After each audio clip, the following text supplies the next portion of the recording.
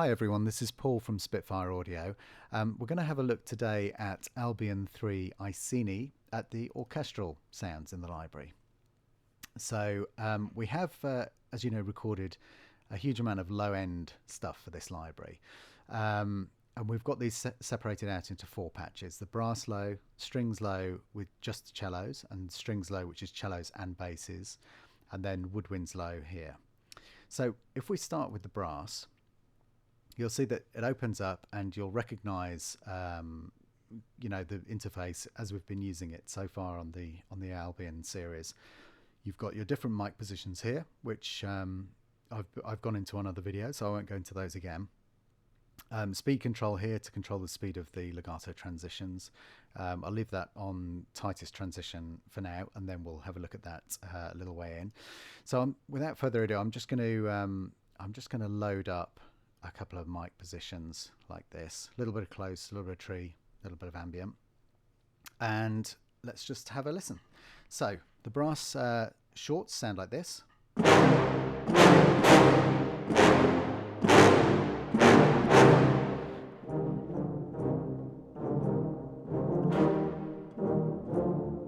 So you can hear you've got a nice wide variety of dynamic there. All of the longs are controlled by the mod wheel. You can see if I move the mod wheel, the dynamic slider moves like this. So we get to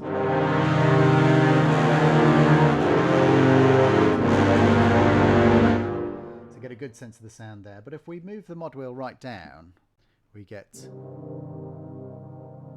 a really lovely chorale sound.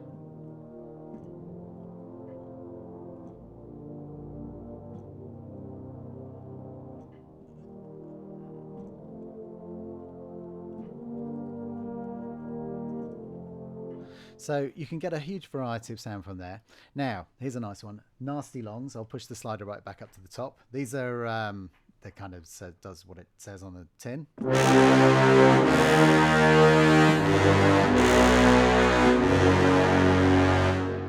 And then we've got the legato. Again, I'll kind of move the mod wheel as I play.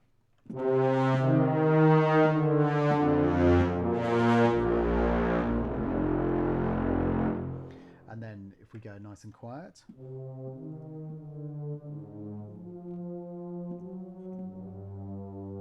and then full tilt,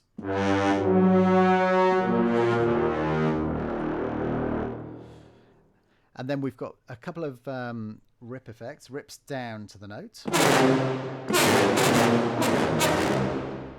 rips up to the note,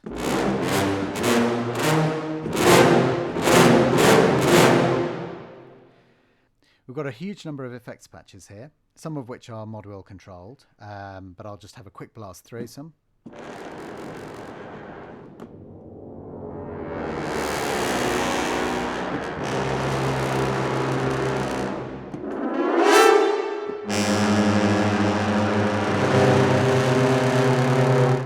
So you get the idea, and there's 4 banks of these.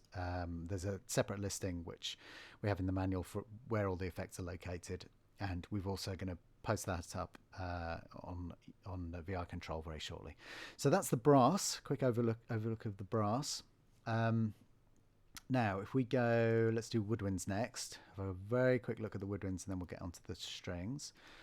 So just wait for that to load up. So again, we've got the speed control. I'll leave that set quite high. So with the speed control, the lower you set that, the more of the actual transition you hear. So in some ways it's more realistic, but also it's slightly laggier. So that is the same as we had before on Albion. So here we go, fully loaded up. So we've got the shorts.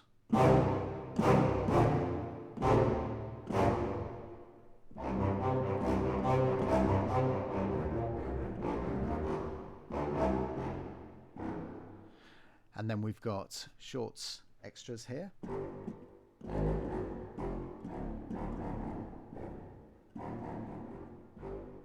So a few extra slightly different orchestration. We've got the normal long notes, again, mod wheel control.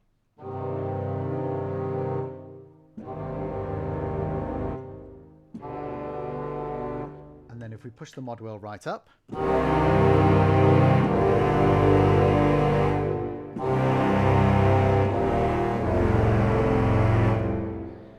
Really fantastic, rich sound there. We've got the legatos again, as before.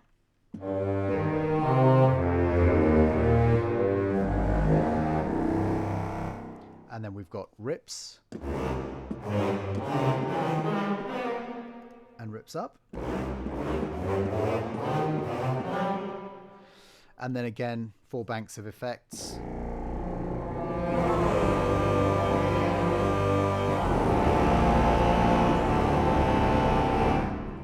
So lots and lots of different things to explore in there.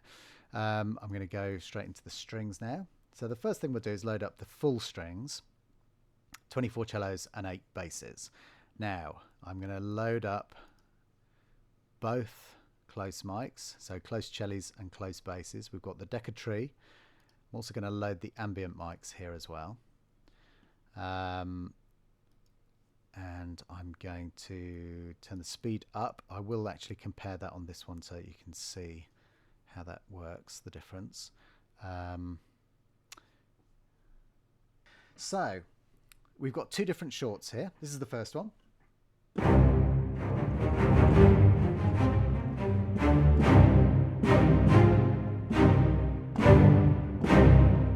So that's the first one.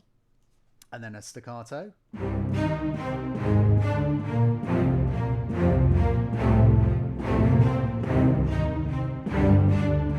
As you can hear, that's slightly more leisurely. With the one we've called shorts, that is actually much tighter.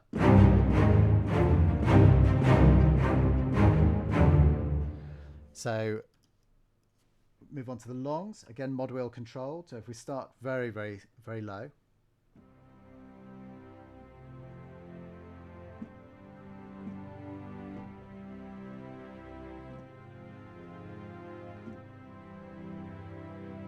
And then obviously we kind of push the control up a bit. I'll play with one hand and run the mod wheel with one hand.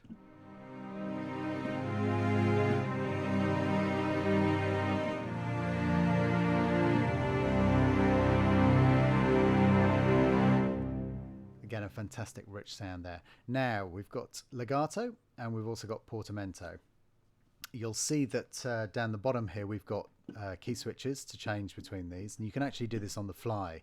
So if you're playing legato and then you want to put a portamento note in, so if we start with the legato and then change to portamento while I'm playing.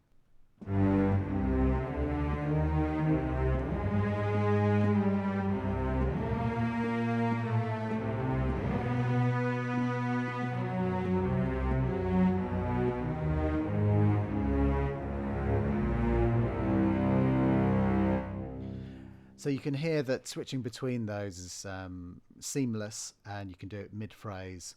We've also got a system whereby if you play softly, you get a softer attack. If you play harder, you get a harder attack. So that's controlled merely by the velocity. So if I do that for the starting note of the phrase, if you listen to this, I'll play this softly at first, and then if I play harder. So if you wanted to do like a hard attack phrase or a much softer attack. So it does help to have that option in there as well. So next up, just retrieve my mouse from where it's fallen. Okay, so if we look at the cellos now. Now the first thing that you'll notice, if I bring this up into the screen slightly, is that you have 2 ranges on the keyboard here. And these are obviously entirely different recordings from the tutti recordings. And so what we have here is the cello A section on the left and the cello B section on the right. So we'll start with shorts as before, and then, so I'll just demonstrate that here. So you can hear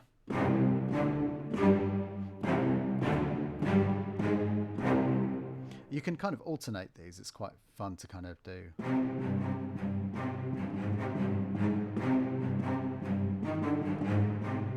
you can hear that you can get a really nice interplay going between the left and the right hand side.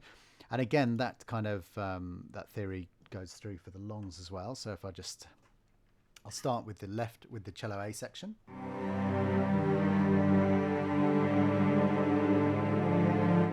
And then on the right hand side.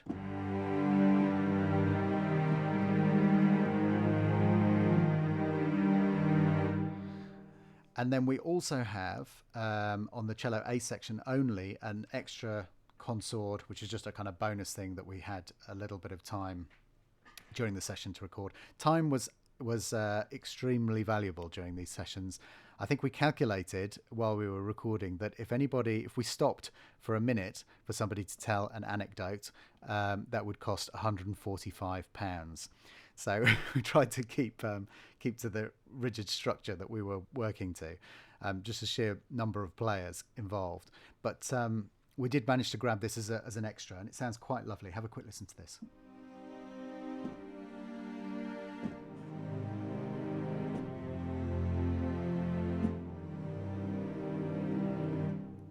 So that's a fantastic sound there.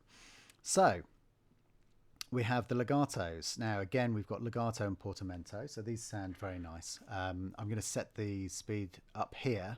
In fact, I'll demonstrate that now. So if we listen to the basic legato here, and then we turn the speed control right down, so you hear more of the transition. You'll see it's slightly laggier to play.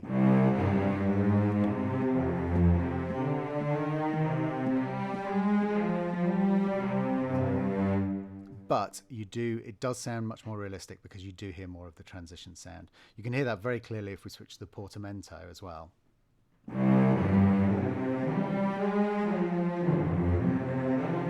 And then if I turn the speed control down again.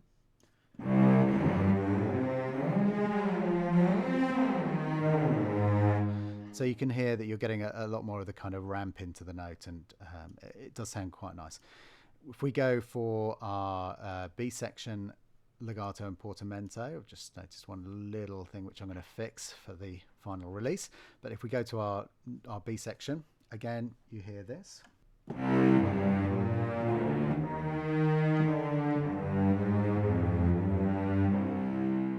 And then portamento.